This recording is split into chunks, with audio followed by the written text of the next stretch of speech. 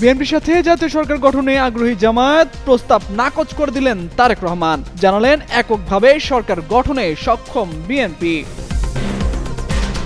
নির্বাচনের পরই দেশ ছাড়তে পারেন আইজিপি, সাধারণ পাসপোর্ট পেতে স্বরাষ্ট্র মন্ত্রণালয়ের চিঠি। মুখ খুলতে নারাজ বাহারুল আলম। ভোট কেন্দ্রের সিসি ক্যামেরার নজরদারি নিয়ে ধোঁয়াশা, নিয়ন্ত্রণ ব্যবস্থা নিয়ে উঠছে প্রশ্ন। শুধু আইন শৃঙ্খলা দায়িত্বে থাকবে পুলিশ, জানালেন অতিরিক্ত আইজিপি। ভারতের সংসদে বাংলাদেশ ইস্যু, জাতীয় স্বার্থে সার্বক্ষণিক নজরদারির কথা জানালেন কীর্তি বর্ধন সিং। দ্বিপাক্ষিক সম্পর্ক উন্নয়নের আশা। আইন শৃঙ্খলা বাহিনীর সাথে দফায় দফায় সংঘর্ষের পর নতুন বার্তা দিল ইনকিলাব মঞ্চ। আওয়ামী লীগ সক্রিয় হয়েছে বলে অভিযোগ। নির্বাচনে বিএনপির সঙ্গে আনুষ্ঠানিক জোট না থাকলেও জাতীয় স্বার্থে গঠনমূলক সহযোগিতা এবং জাতীয় সরকার গঠনের বিষয়ে ইতিবাচক বাংলাদেশ জামায়াত ইসলামী। সম্প্রতি ভারতীয় সংবাদ মাধ্যম দ্য উইককে দেওয়া সাক্ষাৎকারে এমনটাই জানিয়েছিলেন দলের আমির ডাক্তার শফিকুর রহমান। তবে নির্বাচনের পর জামায়াতের আমিরের ঐক্যমত্যের সরকার গঠনের সেই প্রস্তাব নাকচ করে দিয়েছেন বিএনপির চেয়ারম্যান তারেক রহমান। বার্তা সংস্থা রয়টার্সকে দেওয়া সাক্ষাৎকারে আত্মবিশ্বাসের সঙ্গে তিনি বলেছেন, বিএনপি এককভাবেই সরকার গঠন করতে পারে।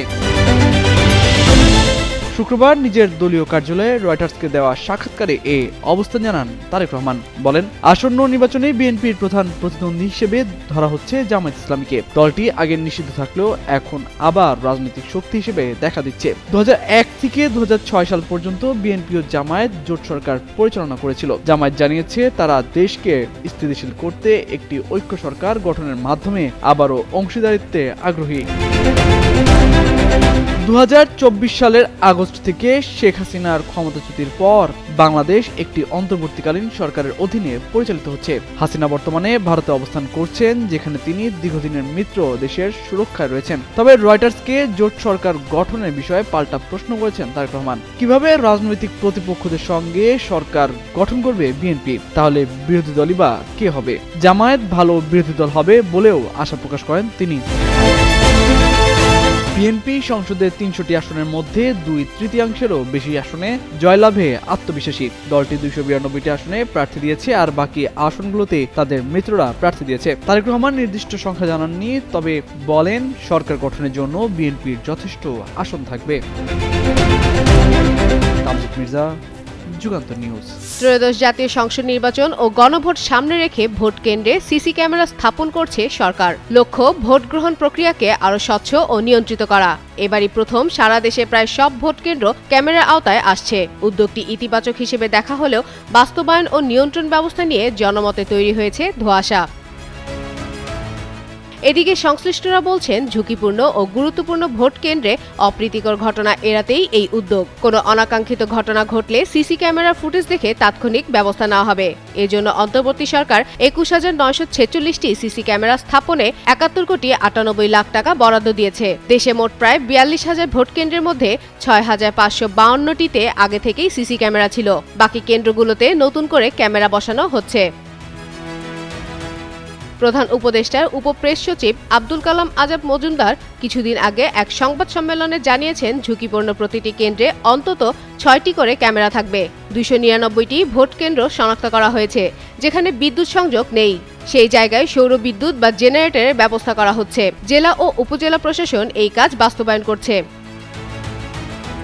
তবে ক্যামেরা স্থাপনের দায়িত্ব কারা পাচ্ছেন তা নিয়ে উঠছে প্রশ্ন।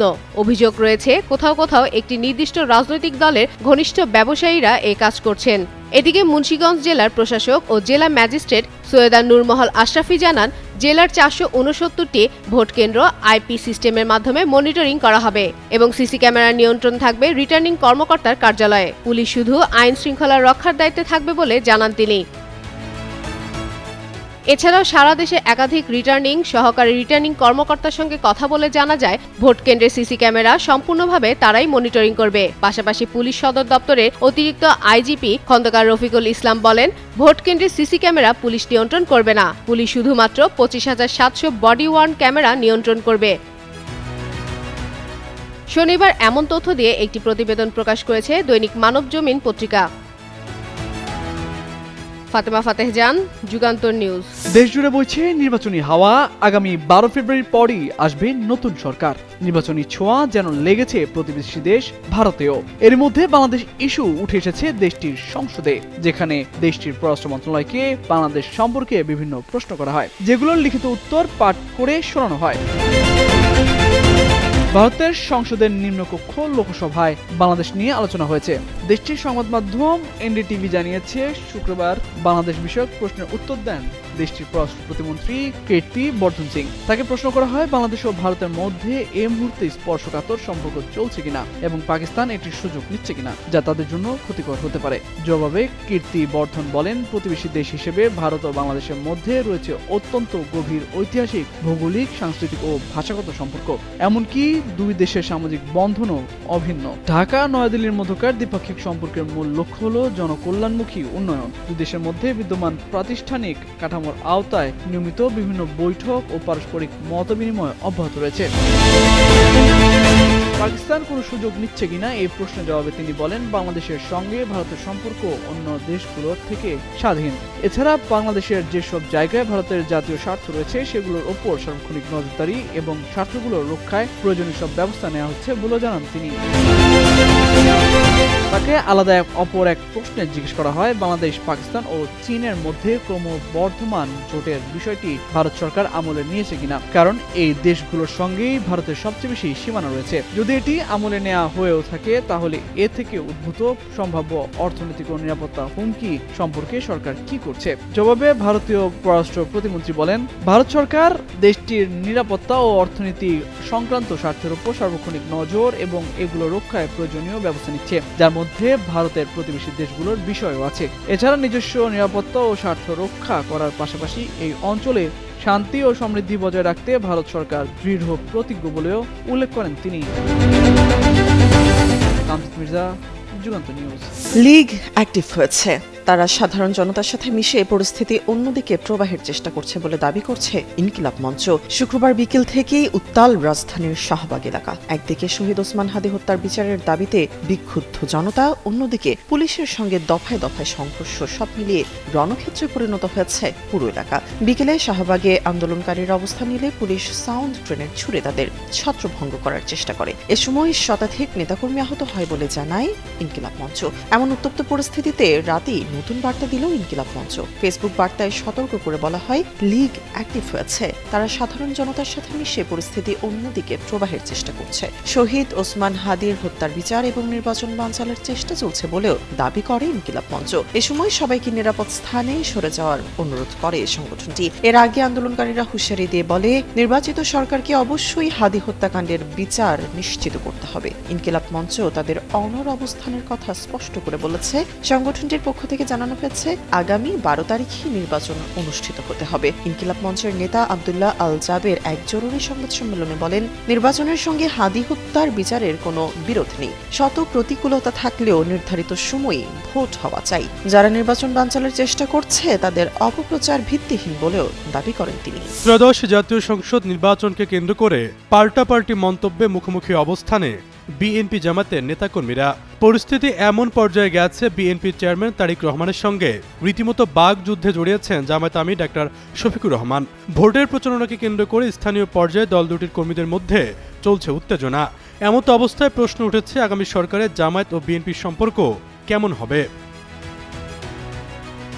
নির্বাচনী প্রতিশ্রুতিতে বিএনপির পক্ষ থেকে বলা হয়েছে, জনগণের ভোটে বিজয়ী হলে জাতীয় ঐক্যমত্যের সরকার গঠন করা হবে। দলটির এমন অবস্থানে মাঠের রাজনীতি পরিস্থিতি বিবেচনায় ইতিমধ্যে আলোচনায় অনেক ডালপালা মেলেছে।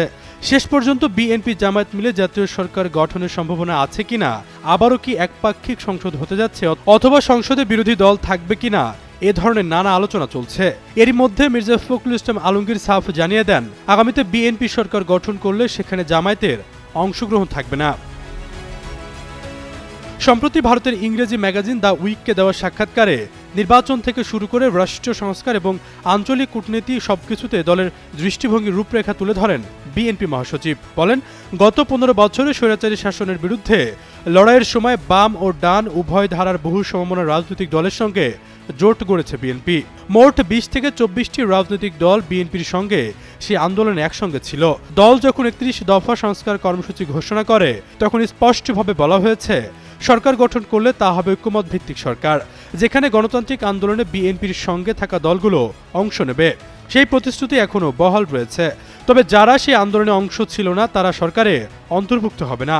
জামায়াত এই জাতীয় সরকারে থাকবে কিনা এমন প্রশ্নে ফখরুল বলেন, জামায়াত ইসলামীর সঙ্গে বিএনপির কোনো চুক্তি নেই, অতএব তারা বিএনপি নেতৃত্বাধীন জাতীয় সরকারে অংশ হবে বলে মনে করেন না।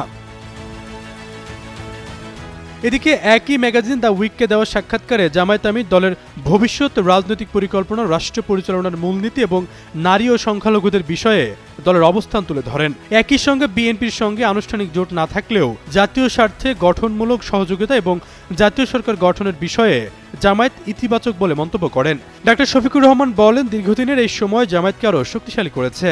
সংগঠনের কাঠামো মজবুত করা হয়েছে, শৃঙ্খলা আর কঠোর করা হয়েছে এবং তৃণমূল পর্যায়ে জনসংযোগ গভীর হয়েছে। একই সঙ্গে সমসাময়িক বাস্তবতার সঙ্গে তাল মিলিয়ে রাজনৈতিক কৌশলও নতুন করে সাজানো হয়েছে। বিশ্লেষকদের মতে দল দুটির প্রকাশ্য অবস্থান বিবেচনায় আগামীতে দল দুটির মধ্যে রাজনৈতিক সম্পর্ক গড়ে ওঠার সম্ভাবনা খুবই কম। আওয়ামী লীগের রাজনৈতিক কর্মকাণ্ড স্থগিত থাকা এর অন্যতম কারণ বলেও মনে করেন কেউ কেউ। আশরাফুল ইসলাম, যুগান্তর নিউজ।